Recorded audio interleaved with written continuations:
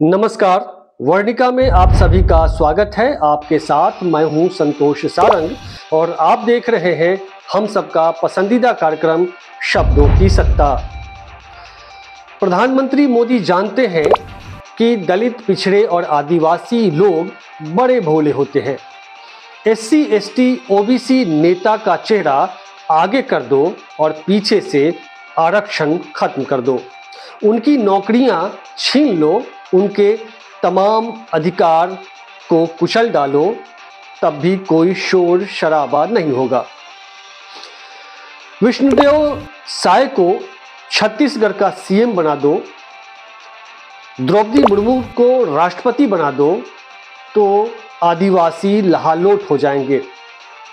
Doctor Mohan Yadav को मध्य प्रदेश का CM बना दो तो यादव बम बम हो जाएंगे। रामनाथ कोविंद को राष्ट्रपति बना दो तो दलित खुशी से उछल पड़ेंगे। मोदी जी जानते हैं कि एससी, एसटी, ओबीसी को उनकी जाति के नेता का चेहरा अधिक पसंद है बनिस्पत उनके अपने अधिकार, अपनी नौकरियां, अपने आरक्षण की चिंता के। अब एससी, एसटी, ओबीसी कोई सवर्ण तो है नहीं कि उन्हें अपनी जाति के नेता का चेहरा नहीं बल्कि उनका जातीय हित चाहिए। चेहरा भले तुम्हारा हो, काम हमारा होना चाहिए। संघी एजेंडा तो यही है।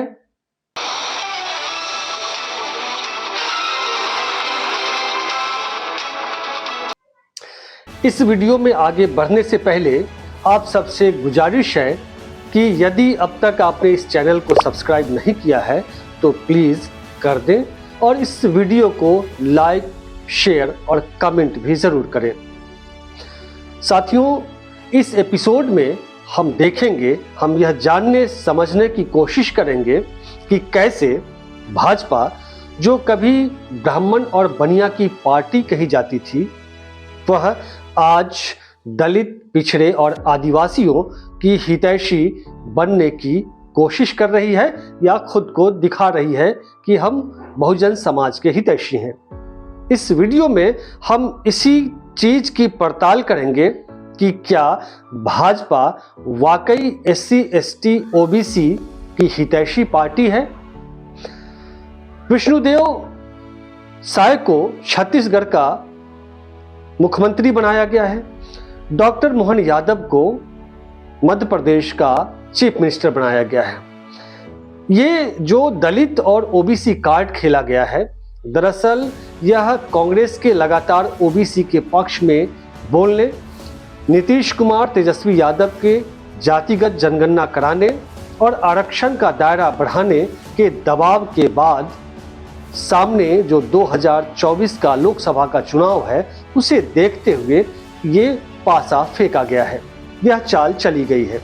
लेकिन हम आपको यह दिखाने की कोशिश कर रहे हैं कि भाजपा क्या वाकई एससी, एसटी, ओबीसी समाज की हितैषी है। आइए देखते हैं। 2014 में नरेंद्र मोदी की सरकार बनती है, मोदी सरकार बनती है। यह दूसरा टर्म है, सामने इलेक्शन है। सबसे पहले हम रामनाथ कोविंद जी पर आते हैं। रामनाथ कोविंद जी, जिनको राष्ट्रपति बनाकर भाजपा ने खूब प्रसारित किया कि देखिए भाजपा कैसे एक दलित को राष्ट्रपति की कुर्सी पर बिठाया है, सर्वोच्च कुर्सी पर बिठाया है। लेकिन रामनाथ कोविंद जी, जो जिनकी पृष्ठभूमि संघ से है, भाजपा से है, अपने समाज को उन्होंने क्या दिया है। जब ईडब्ल्यूएस आरक्षण लागू हो रहा था, यानी कानून बन रहा था, तो उस पे उन्होंने साइन किया, उन्होंने दस्तखत किया और उनके दस्तखत से ईडब्ल्यूएस आरक्षण लागू हुआ। जब ओबीसी आरक्षण लागू हुआ, उस समय पूरे देश में आंदोलन हुए। सवर्ण समाज और जो प्रभावी जातियां हैं, उन्होंने लगातार हंगामा किया।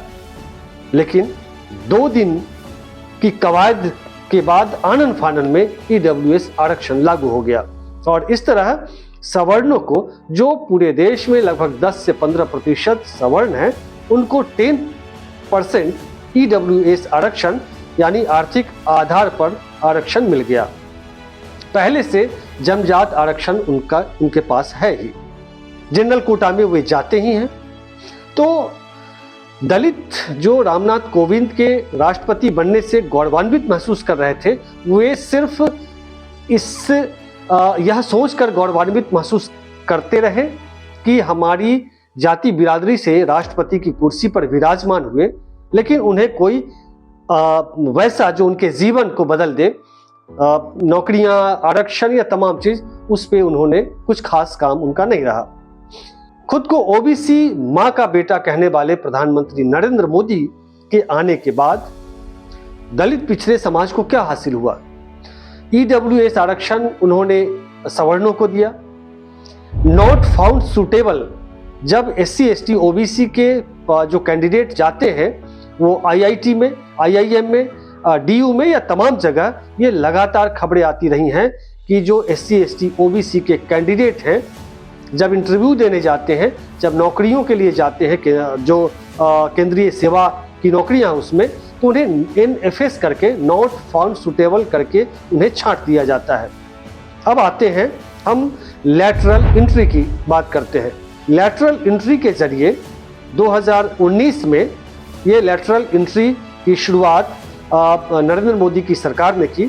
लैटरल एंट्री के जरिए जो प्राइवेट सेक्टर के जो एक्सपर्ट्स हैं अलग अलग, उन्हें सिविल सेवा की परीक्षा दिए बिना उन्हें संयुक्त सचिव बना दिया जाता है।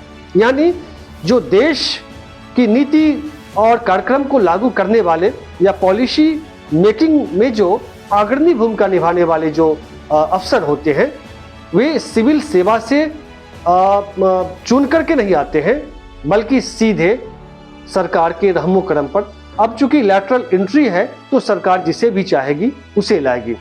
लैटरल एंट्री के जरिए अधिकतर लोग, बल्कि मैक्सिमम सवर्ण बिरादरी से हैं और उनकी पृष्ठभूमि कहीं ना कहीं दक्षिणपंथी विचारधारा से है। आरक्षण खत्म करने को लेकर लगातार बातें हो रही हैं 14 के बाद से। प्राइवेट सेक्टर में आरक्षण है नहीं, तो कुल मिलाकर आरक्षण रहते हुए भी धीरे धीरे मोदी सरकार आरक्षण खत्म करती जा रही है। केंद्र सरकार के तमाम विभागों में लाखों पद रिक्त हैं, लेकिन उसकी भर्ती नहीं की जा रही है। जब ईडब्ल्यूएस कोटा लागू हो रहा था, तब सारे के सारे जो भी मोदी सरकार में एससी एसटी ओबीसी के नेता हैं, चुपचाप बैठकर तमाशा देखते रहे, किसी ने विरोध तक नहीं किया। जो एससी एसटी ओबीसी के भाजपा नेता हैं, वे सिर्फ और सिर्फ अपनी कुर्सी बचाने में लगे रहे, अपने समाज के लिए न कभी लड़ा न कभी बोला है। मंदिर आंदोलन जब शुरू हुआ तो अग्रणी भूमिका निभाने वालों में बहुजन समाज से आने वाले उमा भारती, विनय कटियार, कल्याण सिंह जैसे नेता रहे भाजपा के। लेकिन जब मंदिर का निर्माण की प्रक्रिया शुरू हुई, जब ट्रस्ट बना, तो उसमें जो ट्रस्टी आए, एक को छोड़कर बहुजन समाज से सिर्फ एक हैं, बाकी सारे के सारे मलाई खाने के लिए सवर्ण समाज के लोग आगे आए। आज जब पुजारियों की नियुक्ति की प्रक्रिया शुरू हुई, तो मोहित पांडे नाम के एक पुजारी को चुना गया है। यानी लाठी खाए आप और मलाई खाए वे। आज मध्य प्रदेश में डॉक्टर मोहन यादव को सीएम बनाकर भाजपा ने एक संदेश दिया है पूरे देश के यादवों को कि देखो, हमने तुम्हारी जाति के नेता को मुख्यमंत्री बनाया है। और दूसरा संदेश ये भी दिया है कि बिहार और उत्तर प्रदेश में जो तेजस्वी और इधर अखिलेश यादव, वो एक परिवारवादी पार्टी है।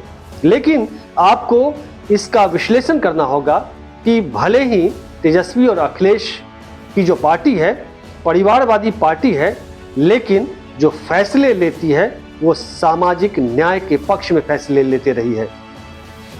पिछले इसी साल के मार्च के आसपास द प्रिंट नामक वेबसाइट ने एक स्टडी की थी, एक अध्ययन किया था, उसकी रिपोर्ट छपी, उसकी वेबसाइट पर आप देख सकते हैं। उसमें भाजपा के 8 भाजपा शासित 8 राज्यों में स्टडी की गई और यह देखने की कोशिश की गई कि क्या जो खुद को दलित और पिछड़ा हितैषी भाजपा कह रही है, उसकी स्थिति क्या है? क्या SC ST OBC का प्रतिनिधित्व भाजपा में क्या सिर्फ सांकेतिक है या कुछ समाज को कुछ फायदा भी हो रहा है या नहीं? तो उसमें चौंकाने वाले तथ्य आए थे। उस समय कुल 8 CM में 6 जो मुख्यमंत्री थे वे अपर कास्ट से थे और सिर्फ 2 मुख्यमंत्री कर्नाटक में और मध्य प्रदेश में पिछड़े समाज से थे। इन 8 राज्यों के मंत्रिमंडल का जो स्टडी की गई उसमें देखा गया कि 123 मंत्रियों में 82 मंत्री उच्च जाति से है और बाकी 41 निचले समाज से। और एक और चौंकाने वाला जो तथ्य सामने आया वो ये कि पोर्टफोलियो में जो मालदार जो पोर्टफोलियो है, जो मंत्रालय है, वे अपर कास्ट सवर्ण जाति के हाथ में। ये सिर्फ राज्यों की बात नहीं है, राज्य मंत्रिमंडल की बात नहीं है, बल्कि आप केंद्र सरकार में वर्तमान केंद्र सरकार का जो पोर्टफोलियो है, मंत्रिमंडल है, उस पर भी आप खुद गूगल करके देख सकते हैं कि जो महत्वपूर्ण पद होता है प्रधानमंत्री के बाद रक्षा मंत्री, वित्त मंत्री, सड़क निर्माण मंत्री, जो परिवहन का है, सूचना का है, ये तमाम जो मालदार जो मंत्रालय होता है वे सब के सब सवर्णों के हाथ में है।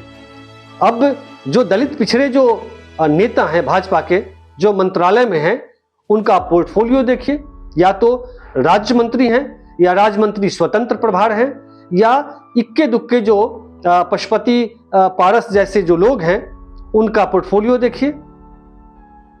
तो भले भाजपा दलित और पिछड़े नेताओं को आगे करती है, चेहरा दिखाती है बैनर कि देखो SC ST OBC वालों, तुम्हारी जाति के इतने मंत्री हमने बनाए हैं, लेकिन उनको पोर्टफोलियो क्या दिया जाता है?